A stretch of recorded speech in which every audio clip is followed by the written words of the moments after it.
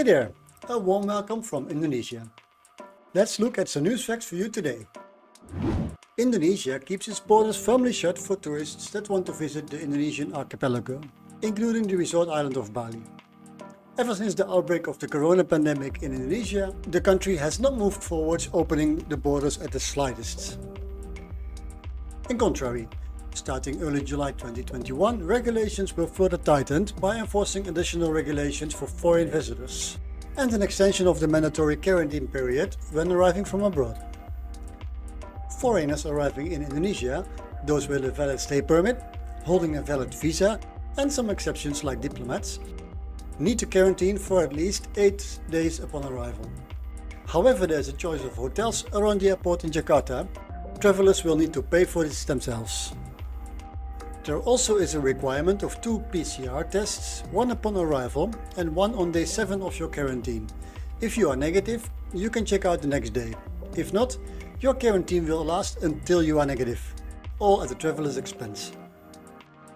The most limiting new requirement was put in place on July 6th and is a mandatory full vaccination in order to enter the country. This applies to foreigners traveling here and also includes stay permit and visa holders. Not fully vaccinated? Don't think about traveling to Indonesia anytime soon. Indonesia is currently in a de facto lockdown, which is called PPKM darurat, Pemberlakuan, Pembatasan, Kegiatan, Masyarakat, or Community Activities Restriction Enforcement, with a number of limitations. Mainly travel is discouraged and economic activity is limited.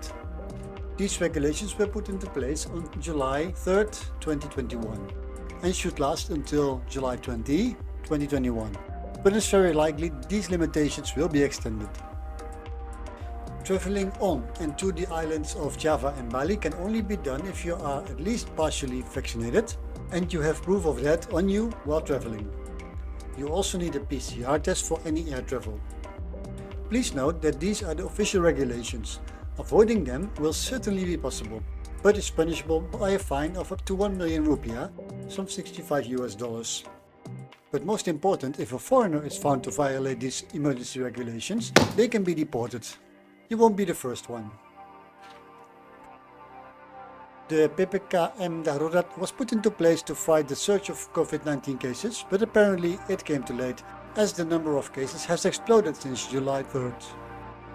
Breaking record numbers almost every day since. Currently, there are over 50,000 cases found every day, and the death toll is rapidly increasing as well. Yesterday even breaking 1,200 cases in just the previous 24 hours. In other news, Garuda Indonesia, Indonesia's flag carrier, has announced a record loss of $2.4 billion over the entire year of 2020.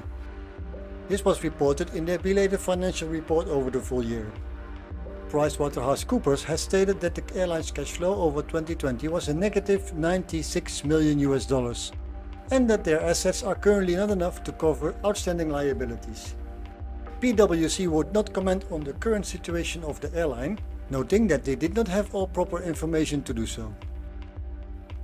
Garuda Indonesia had agreed to a rescue package of 8.5 trillion rupiah, some $686 million, with the government last year.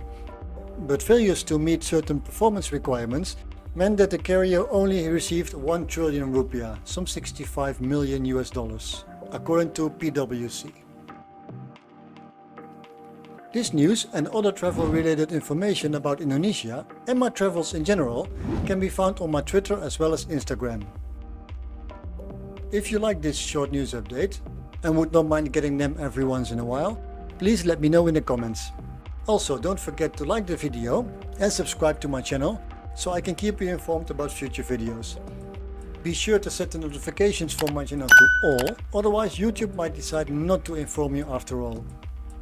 Thank you for watching and see you soon.